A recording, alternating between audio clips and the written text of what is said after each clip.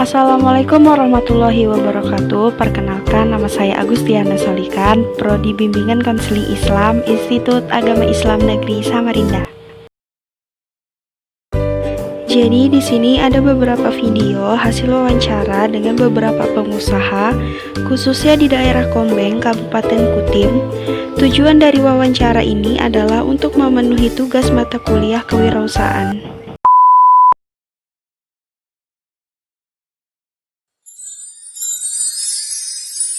Minta waktunya mau wawancara untuk tugas kuliah mata kuliah kewirausahaan. Jadi aku mau nanya, siap nama kakak siapa? Yudiana. Sudah berapa lama kakak bekerja sebagai pedagang? Sudah 1 tahun. Kenapa kakak memilih bekerja sebagai pedagang? Awalnya cuma hobi sih, emang gak ada bakat, cuma hobi aja, hobi passion. Jadi karena hobi jadi kayak pengen aja gitu buka usaha sendiri, dapat penghasilan sendiri kayak gitu. Terus kakak kalau buka toko tuh jam berapa? Dari jam 8, tutupnya jam 9 malam. Terus kira-kira modal kakak untuk buka usaha ini berapa? Pertama buka usaha, Iya. itu modalnya 5 jutaan. Ya 5 juta budget awal. 5 jutaan ya kak ya? Ya, ngadain barang pertama sih all shop aja, all shop online gitu, kayak barang PO, tapi peminatnya banyak, jadi kayak diredikan.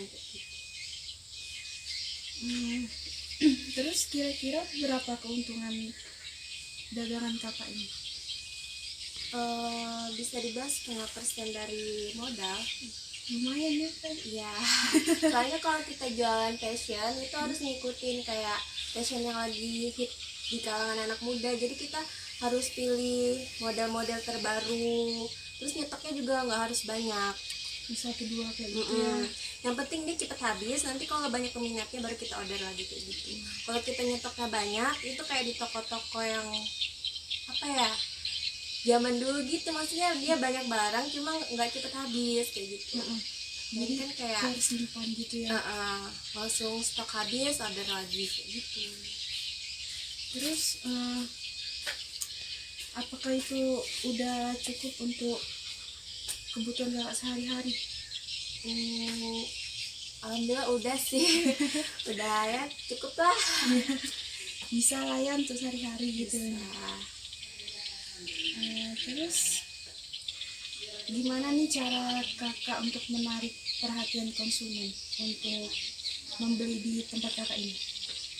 pertama tuh kayak giveaway, adain promo-promo kayak gitu, pelanggannya makin banyak. Terus kita jualan itu juga harus ramah, meskipun kita capek atau lagi sakit, kita harus ya senyum lah, ramah gitu, nggak boleh judes, soalnya pembeli kan juga kayak raja gitu.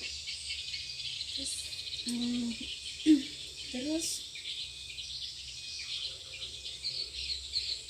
kan ini bagaimana kakak menghadapi jika terjadi kenaikan harga barang-barang kakak ini? Kalau dari harga sih emang sudah dari awal, kayak soalnya aku yang order sendiri barangnya, jadi dari awal aku sudah hitung rinciannya. Kalau emang harganya mahal ya dari sananya mahal, ya aku ngambil untungnya mungkin nggak sampai setengah, paling cuma ya berapa persen aja gitu. Yang penting barangnya cepet laku, Yang penting habis gitu ya, baru bisa order lagi. ya. Soalnya kan kalau fashion kita harus ngikutin zaman. Iya, biar orang nggak bosan juga kayak gitu ya. Ya. Terus apa nih suka duka kakak selama menjadi pedagang? Suka dukanya sih, namanya passion itu banyak banget, apalagi zaman sekarang ya, banyak all shop, terus dengan harga yang lebih miring, itu sih suka dukanya. Banyak pesaing. Iya, banyak pesaing Banyak banget. Apalagi kan zaman sekarang orang belanjanya online, di rumah aja kayak gitu. Jadi harus benar-benar gesit sih kalau jualan kayak gini. Harus pinter main media sosial, kayak promo di situ. ngedit-ngedit gitu ya biar menarik. Iya, biar barangnya tuh kelihatan menarik, padahal tuh barangnya sama kayak di toko yang lain, cuma kalau kita punya jiwa yang kayak unik gitu, jadi orang kayak mikir, oh di sini harganya kayaknya lebih murah, padahal kita lebih mahal dikit gitu. Terus nih kan sekarang lagi masa pandemi COVID-19 nih kan Kak, apakah ada kesulitan atau hambatan selama kakak berdagang gitu? Ya ada sih, pembeli agak menurun karena orang lebih memikirkan bahan pokok ya daripada baju-baju fashion kayak gini. Paling yang beli cuma kayak anak-anak ABG kayak gitu. Kalau ibu-ibu lebih memikirkan untuk dapur. Iya. Iya. Kalau yang fashion kayak gini, jadi tuh kayak ngerediin barang untuk sementara ini tuh yang kayak barang baju-baju buat anak ABG kayak gitu aja. Terus apa nih harapan kakak untuk kedepannya, untuk workshop kakak ini, untuk kehidupan kakak kedepannya gitu? Ya mudahan dari hobi ini bisa jadi penghasilan dan bisa buka workshop yang lebih besar lagi. Tadi kan kayak cuma main-main aja, bukan yang workshop bener-bener workshop gitu, enggak. Ya dari kecil lah, dari hal kecil berusaha jadi besar. berjuang terus, Iya. melewati pesaing-pesaing yang banyak ya. Iya Kak. Kak makasih ya waktunya atas udah mau diwawancarai. Iya, Semoga sama-sama. usahanya tambah berkembang, Amin. penghasilannya makin banyak. Kasih ya Kak. Iya.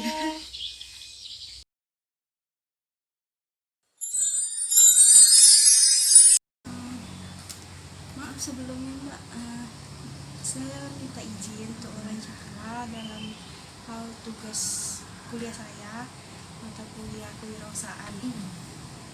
Jadi sebelumnya nama Mbak siapa ya? Nama sesuai tokonya Sari. Oh sekali ya. Sudah berapa lama Mbak bekerja sebagai pedagang kayak gini? Ini tuh dari tahun 2014. 2014. 6 tahun ya. tahun. Terus kenapa Mbak memilih bekerja sebagai pedagang kayak gini? Kalau menurut saya itu kan kalau berdagang itu kan fleksibel waktunya, maksudnya bisa menyesuaikan misalnya ada pas kesibukan apa gitu kan. Kalau misalnya kerjakan harus jam segini sampai segini, kita nggak bisa ngerjakan yang lain gitu aja sih, biar fleksibel waktunya. Biar enak juga kerjanya gitu ya. Ya, Toko Mbak ini buka dari jam berapa sampai jam berapa? biasanya jam 9. Kalau setengah 6 kan tutup sebentar, habis nanti buka lagi sampai kadang jam 9, kadang setengah 10 sampai malam. Sampai malam ya. Kira-kira Mbak buka toko ini membutuhkan modal berapa? Dulu awalnya sih apa ya dulu awalnya berarti dari 3 patung kepala dulu awalnya. Habis itu terus mulai lagi kira-kira beli patung-patung lagi kan, sama ada rak-rak itu kira-kira 20-an kira-kira. 20-an juta yang modalnya. Terus kira-kira dari hasil dagang Mbak ini keuntungannya berapa per harinya? Per harinya nominal apa persenan nih, apa kira-kira? Nominal bisa, persennya bisa. Soalnya ini kan barangnya kan ada yang lokal, ada yang ori branded. Kalau yang ori itu biasanya dapat dari sana itu persenan, sekitar satunya itu ada yang 20, ada yang 30% gitu kan. Kalau yang lokal kan bisa disesuaikan, misalnya kan sama ongkirnya, misalnya kalau dari luar sini itu ongkirnya kan biasanya lebih banyak lagi tuh. Iya. Disesuaikan aja sama ongkirnya kalau yang lokal. Terus apakah hasil dari dagang Mbak ini cukup untuk kebutuhan Mbak sehari-hari? Insya Allah cukup. Cukup ya. Alhamdulillah ya Mbak ya. Alhamdulillah. Terus bagaimana cara Mbak untuk menarik perhatian konsumen? Itu biasanya saya posting di FB itu kan. Terus kadang kalau ada barang masuk, kalau misalnya ada promo, biasanya ada promo. Misalnya kalau yang ori-ori itu diskon berapa persen gitu kan. Atau akhir-akhir ini saya juga nge-rekrut reseller, biar reseller itu kan bisa menyebar itu kan, bisa menjual ke yang lain gitu biasanya. Biar tambah banyak ya orang Iya, yang biar berjualan kayak jualannya gitu. tambah, ya. Terus apa yang Mbak lakukan agar pelanggan Mbak ini selalu merasa puas? Biasanya itu orang kalau kesini kan nyari apa sih yang pasangannya, biasanya kan orang pasti bawa bajunya biasanya, maaf ya saya bajunya, dia mau cari jilbabnya, biasanya dibantu gitu kan, maksudnya biar menyelesaikan masalah mereka gitu, nah maksudnya membantu ini yang serasi yang mana, warna yang cocok yang mana gitu, biasanya gitu, biar pelanggannya puas. Terus misalnya mau cari barang dicarikan ukurannya kak, jadi kita tuh turun langsung gitu, nggak cuma cuek duduk di kasir gitu kan. Jadi dicarikan gitu biasanya. Terus bagaimana Mbak menghadapi jika terjadi kenaikan barang dagangan Mbak sewaktu-waktu? Kalau kenaikan sih biasanya, soalnya kalau baju kan bukan makanan ya, jadi kalau makanan itu bisa dikurangi kayak apa. Kalau baju kalau misalnya naik ya dijelaskan aja sih ke anunya, biasanya ngerti aja kok itu kan, biasanya naiknya nggak terlalu anu juga kalau misalnya bahan-bahan kan bahan baju. Terus apa suka duka Mbak selama menjadi pedagang ini? Kalau suka dukanya, sukanya itu ya itu waktunya lebih fleksibel, terus lebih apa ya, jadi bos sendiri gitu kan, nggak disuruh orang. Terus kalau dukanya itu misalnya kalau ongkirnya mahal berat, terus misalnya pengirimannya kok lama gitu, nggak nyampe gitu biasanya sih. Terus ini kan sekarang lagi pandemi COVID-19 kan Mbak, apa ada kesulitan dalam hal berdagang Mbak ini? Kesulitannya agak terasa ya pas kemarin, pas awal-awalnya. Kalau di sini kan mulai Maret itu kan, di Kalimantan itu kan mulai Maret mulai terasa itu, misalnya orang-orang perusahaan tuh nggak keluar, itu sudah mulai agak terasa itu biasanya. Terus pas puasa biasanya kan lebih rame, ini lebih sepi, soalnya kan nggak bisa keluar orang perusahaan, paling biasanya ada yang pesan lewat inbox itu pun cuma 1-2 kan, nggak semua, biasanya kan keluar semua biasanya kan. Kalau ini jadinya lebih sepi lagi sih. Terus apa nih harapan Mbak untuk ke depannya, masa depan, baik tokonya kan, kehidupan Mbak kayak gitu? Harapan saya nanti ke depannya itu bisa merekrut banyak karyawan, bisa menyerap lapangan kerja banyak, terusan bisa, ini kan saya rencananya mau nyiapin program di sini biar nanti kalau ada karyawan kan bisa jalan sendiri gitu, harapan saya sih seperti itu.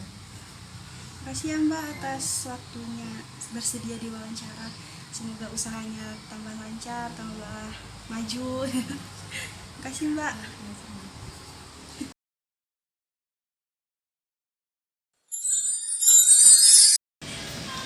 Selamat sore Kak, permisi.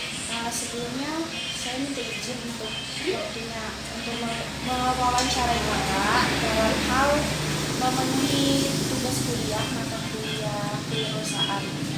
Ya. Jadi sebelumnya siapa sih nama Kakak? Panggil aja Ica. Ica ya. Kira-kira sudah berapa lama usaha Kakak ini berjalan? Kalau usaha ini sudah sekitaran 10-11 tahun, dimulai dari tahun 2009. Cukup lama ya Pak usahanya? Lumayan. Pukul berapa usaha Kakak ini buka? Kalau pagi kami itu sudah buka sekitaran pukul jam 8 pagi. Terus kalau tutupnya sekitar jam 9 malam. Jam 8 pagi sampai jam 9 malam ya? Iya. Kira-kira berapa modal untuk membuka usaha Kakak ini? Untuk modal awal kami itu pasang sekitaran 2 juta. Terus kira-kira berapa nih keuntungan yang didapat dalam usaha Kakak? Dalam per bulan. Bulan Kalau per bulan itu sekitaran 30 lebih lah. main besar ya Kak ya? Lumayan. Bulan. Apakah hasil tersebut sudah cukup untuk memenuhi kebutuhan Kakak sehari-hari? Insya Allah cukup. Bisa dikatakan cukup ya, karena tadi keuntungannya juga 30-an ya, cukup besar. Bisa. Terus apa nih suka duka yang Kakak alami selama menjalani usaha ini? Kalau suka duka itu apa ya?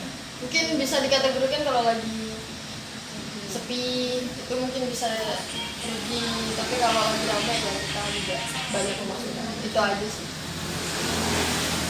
Terus mengapa memilih usaha jasa travel? Kalau pemilih jasa travel ini karena itu kan jasa ya, jadi menurut kami ini jasa ini simple, dalam pekerjaannya itu enak. Udah gitu mungkin dari bidang keahlian kita tuh bisanya di bagian travel. Oh ya kan sekarang ini lagi masa pandemi COVID-19 nih kan Kak. Kan Kakak ini bisa jasa travel. Apakah ada kesulitan atau hambatan yang Kakak alami? Kalau pas masa pandemi kayak gini lumayan sih, lumayan menurun ya pendapatannya dari yang sebelum-sebelumnya, karena kan apalagi sempat kemarin bandara ditutup, jadi kapasitas penumpang kita itu langsung menurun. Itu memang lumayan merugi sih. Terus solusinya menghadapi masalah tersebut apa Kak? Kalau solusi kan kami harus nunggu dari pihak pemerintah, terus juga kita harus mengikuti prosedur. Tapi kemarin itu mungkin kita bisa pakai cara lain untuk mendapatkan pemasukan sih. Terus apa nih harapan Kakak untuk masa yang akan datang? Kalau untuk ke depan ya saya berharap usaha ini bisa lebih maju, lebih berkembang lagi. Pokok selalu berharap yang lebih baik lah. Terima kasih ya Kak atas hasilnya bersedia wawancara.